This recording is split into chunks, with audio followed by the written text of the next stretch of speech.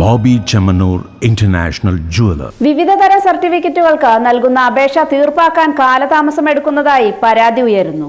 വിവിധതരം സർട്ടിഫിക്കറ്റുകൾക്ക് നൽകുന്ന അപേക്ഷ തീർപ്പാക്കാൻ കാലതാമസം എടുക്കുന്നതായി പരാതി ഉയരുന്നു. ആരുടെയും സഹായമില്ലാതെ അപേക്ഷകന് നിശ്ചിത ദിവസത്തിനകം ഓൺലൈനിലൂടെ അപേക്ഷ നൽകിയാൽ സർട്ടിഫിക്കറ്റ് ലഭിക്കുന്ന സംവിധാനം സംസ്ഥാന സർക്കാർ നടപ്പിലാക്കിയിട്ടുണ്ടെങ്കിലും തദ്ദേശ സ്ഥാപനങ്ങളിൽ അത് അട്ടിമറിക്കപ്പെട്ടിരിക്കുകയാണെന്നും നിശ്ചിത ദിവസത്തിനകം സർട്ടിഫിക്കറ്റുകൾ നൽകണമെന്നിരിക്കെ ആളുകളെ വട്ടം തിരിക്കുന്ന ഉദ്യോഗസ്ഥർക്കെതിരെ ഒരു നടപടിയുമില്ല എന്നും മുൻ നഗരസഭാ കൗൺസിലർ ടി.പി. പ്രദീപ് കുമാർ ആരോപിച്ചു.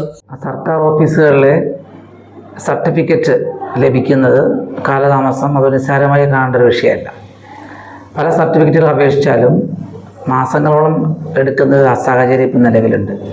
തദ്ദേശ സ്ഥാപനങ്ങളിൽ അതുപോലത്തെ റവന്യൂ ഡിപ്പാർട്ട്മെൻറ്റിലൊക്കെ തന്നെ അപേക്ഷ ഓൺലൈനായിട്ട് അയച്ചാൽ പോലും അത് ആഴ്ചകളോളം എടുക്കുന്നൊരു സാഹചര്യമാണുള്ളത്. സാധാരണഗതിയിൽ ഏറ്റവും എളുപ്പത്തിൽ സർട്ടിഫിക്കറ്റ് ലഭിക്കാനാണ് കെ-സ്മാർട്ട് പോലുള്ള ഓൺലൈൻ സംവിധാനം വന്നിട്ടുള്ളത്. എന്നാൽ അത് അട്ടിമറിക്കപ്പെടുന്നു എന്ന് വേണം സംശയിക്കപ്പെടാൻ.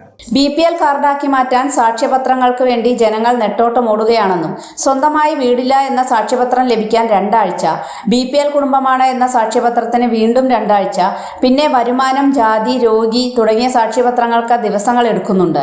എല്ലാ സർട്ടിഫിക്കറ്റുകളുമായി അപേക്ഷ സമർപ്പിക്കാൻ 1.5-2 മാസം വരെ എടുക്കുന്ന അവസ്ഥയാണ് ഇപ്പോഴുള്ളത്. അതിനകത്ത് കാർഡ് തരം മാറ്റാനുള്ള തീയതിയും അവസാനിക്കുകയും ചെയ്യും. അതിനാൽ ബന്ധപ്പെട്ട വകുപ്പ് തലത്തിൽ പരിശോധിക്കപ്പെടണമെന്നും ടി.പി. പ്രദീപ് കുമാർ പറഞ്ഞു.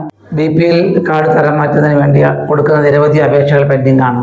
BPL സർട്ടിഫിക്കറ്റ്, അതുപോലെ തന്നെ വരുമാനം തെളിയിക്കുന്ന സർട്ടിഫിക്കറ്റ്, വീടില്ലാത്ത സാക്ഷ്യപത്രം തുടങ്ങിയ രേഖകൾക്കെല്ലാം പോകുമ്പോൾ ആളുകൾ നടന്ന് ബുദ്ധിമുട്ടുന്ന ഒരു സാഹചര്യം ഇന്നും നിലവിലുണ്ട്. അത് നിസ്സാരമായി കാണേണ്ടതല്ല. സർക്കാർ അത് ഗൗരവമായി പരിശോധിക്കണം.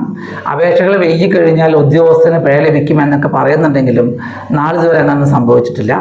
ആളുകൾക്ക് അപേക്ഷകൾക്ക് കൃത്യമായ മറുപടി കിട്ടാത്ത സാഹചര്യം, അതുപോലെ തന്നെ ഫയലുകൾ ഒരു സാക്ഷ്യപത്രത്തിന് വേണ്ടി അപേക്ഷ നൽകിയാൽ അത് ലഭിക്കാത്ത സാഹചര്യം ഉണ്ട് എങ്കിൽ അത് വിവിധ വകുപ്പുകൾ ഇടപെട്ടുകൊണ്ട് പരിശോധിക്കപ്പെടണമെന്നാണ് ഇതുമായി ബന്ധപ്പെട്ട് പറയാനുള്ളത്.